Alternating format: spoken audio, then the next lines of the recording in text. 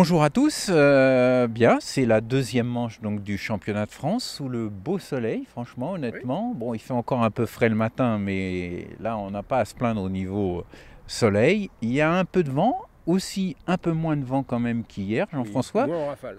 Ce qui va peut-être favoriser la pêche à l'anglaise. J'ai vu quand même pas mal de gens amorcer à l'anglaise dès le début. Il me semble qu'il y en a qui ont pris cette option un peu plus au sérieux qu'hier. Oui, même Diego qui a gagné la manche hier, je pense que hier c'est le vent qui a freiné un peu les pêcheurs et puis aussi parce que c'était la première manche peut-être. Oui, puis Diego est quand même à une place où hier ça avait été assez difficile, donc peut-être qu'il se réserve une petite porte de sortie au cas où il faille faire une brème ou deux pour s'en sortir. Alors, prenons les secteurs. Le premier secteur, celui d'hier, on a Alain de Wimille et Alexandre Codin qui se retrouvent. Ce secteur, alors ils sont assez éloignés. Alain de Wimille, lui, par contre, il tombe à la place où était Christophe Gazanois hier. Oui, il tombe exactement à la place où a gagné Christophe hier. Et d'ailleurs, j'ai fait une petite rectification au sujet d'Alain hier. J'ai dit qu'il amorçait au Pinkies, je voyais pas bien dans le vent, il jetait des trucs qui tombaient dans l'eau. C'est du chènevis en fait, du très beau chènevis. On l'a vu ce matin. Oui, il nous a dit d'ailleurs qu'il aurait bien jeté des pinkies, honnêtement, mais il y avait beaucoup trop de vent hier. Même à petite distance, ils auraient trop été dispersés. C'est ça, donc, bon, voilà, sur Alain. Voilà, alors dans le deuxième secteur, là il y a quand même pas mal de gens qui jouent le titre, dont un match entre Stéphane Lander et Jimmy Martin qui sont côte à côte. Un petit peu plus loin, on a Maxime Duchesne et encore un petit peu plus loin, Diego da Silva. Donc là, ça va être un secteur avec beaucoup de bagarres. Je pense que c'est le secteur le plus relevé. Celui des quatre là, qui va marquer le moins, je pense qu'il aura pris une option pour disputer le titre demain. Oui, alors ce secteur, hier, quand même, ça s'est passé plus dans le bas. Le haut, à part Alexandre Codin qui était à l'aile, avait été assez difficile. Donc, a priori, le moins bien placé aujourd'hui sur cette zone, c'est quand même Diego. Et c'est peut-être encore une fois pour ça qu'il a préparé pas mal l'anglaise. Oui, il a monté des cannes anglaises et il a l'intention d'y aller. Oui, il a amorcé quand même assez lourd au départ. Bien, alors ensuite, il y a le dernier secteur où il y a deux vainqueurs de secteur d'hier, avec Baptiste Courtelmont et Christophe Gazanois. Oui. Il y a David Pouillard aussi, qu'on a oublié hier un peu de citer, c'est le seul, à ma connaissance, à la tienne aussi, je crois, qui a été à l'anglaise et qui s'en est sorti. Il a fait une très belle manche. Il faut dire qu'il est d'ici. Hein. Il connaît bien le parcours il a eu le mérite de tenter ça. Alors que personne d'autre ne l'a tenté. Oui, puis il fait une belle année parce que rappelons quand même qu'il a remporté le championnat de France des clubs et qu'il pêchera donc au championnat du monde des clubs l'année prochaine. Donc il est plutôt bien en ce moment. Alors il y a qui? Donc il y a Baptiste Courtelmont, Christophe Gazanois, donc tous les deux un point hier. Mais qui sont pas côte à côte là. Non, ceux qui ont bien fait hier là, sont assez répartis sur ce secteur.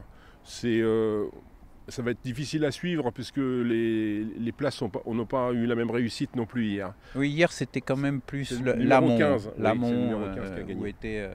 où était Diego da Silva.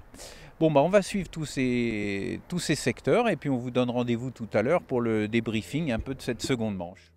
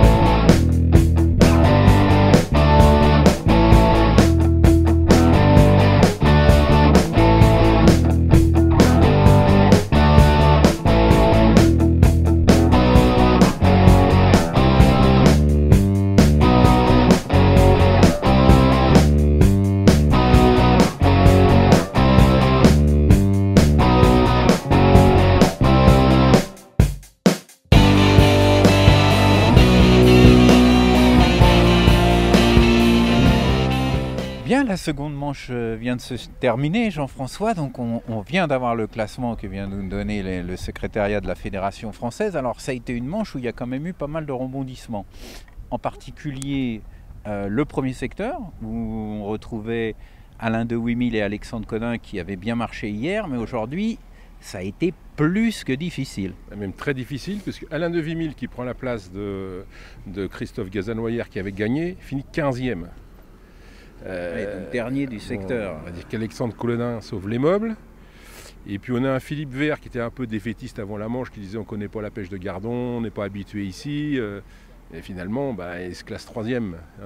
Il y a eu du brassage dans ce secteur. Il y a eu du brassage, la pêche était difficile, il n'y a pas eu du tout de brème, il n'y a eu que du petit poisson à courte ou moyenne distance. Donc à ce jeu-là, c'est Damien Lemdani qui l'a emporté. Ouais.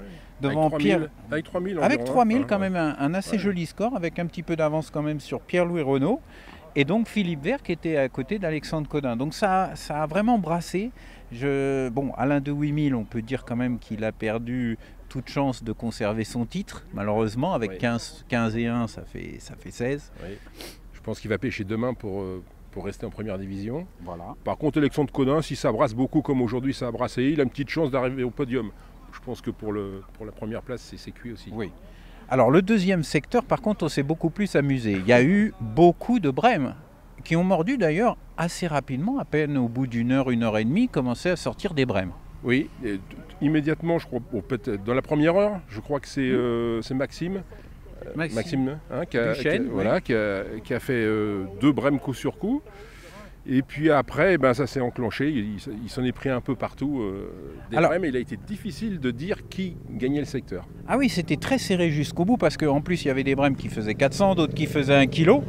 Alors, c'était principalement à la Grande Canne, mais il y a quand même eu Diego da Silva qui a pêché les brèmes à l'anglaise.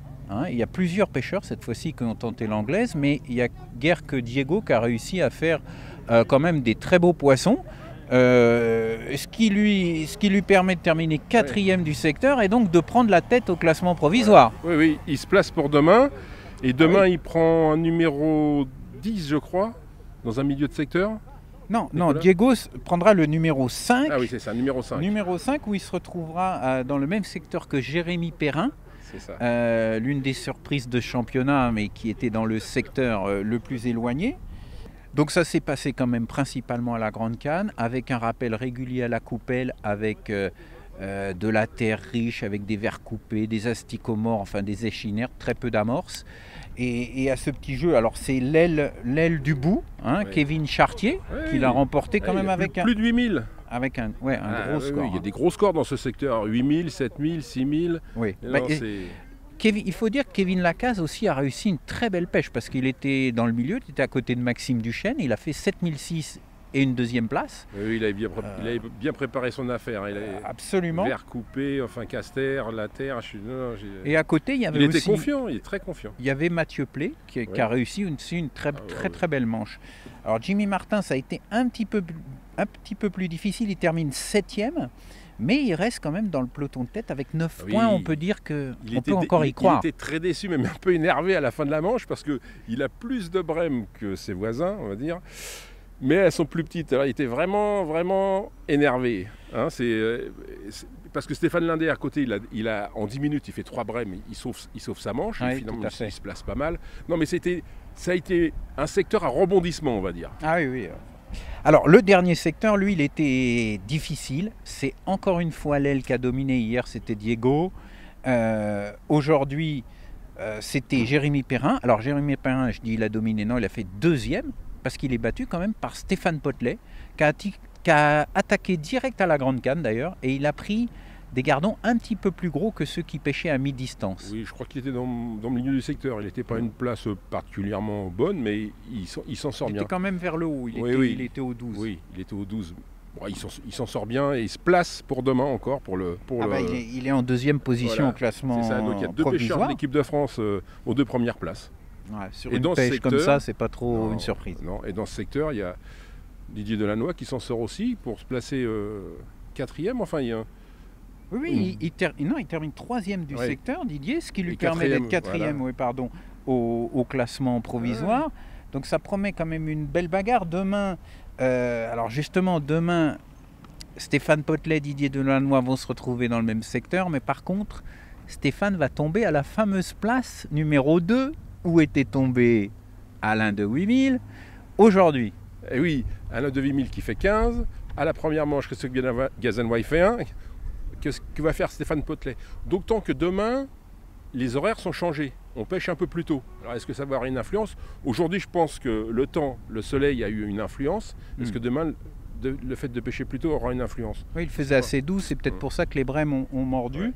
Ouais. Alors Didier, lui, par contre, il va tomber à un numéro qui était plutôt pas mal aujourd'hui. C'était la place de Philippe Vert. Oui. Donc il peut espérer encore remonter et faire un podium. Oui, d'autant qu'il n'y a pas eu de gros poissons sur ce secteur, c'est que du petit poisson. Didier a fait une belle pêche avec des petits poissons aujourd'hui. Oui, on connaît ses qualités de pêcheur de gardon. Hein, s'il n'y a pas de brème, c'est mieux. Donc je pense que ça sera une belle manche demain dans ce secteur. Disons qu'il y a quand même tous les pêcheurs jusqu'à 9 points. Hein. Le premier, c'est donc Diego da Silva avec 5 points. Mais tous les pêcheurs jusqu'à 9 points peuvent encore espérer terminer sur le podium, voire gagner avec une très belle manche.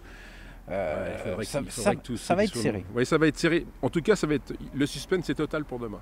Bon, on vous donne encore une fois rendez-vous demain pour la dernière manche avec la remise des prix et puis le grand gagnant de ce championnat de France individuel mixte. À demain. À demain.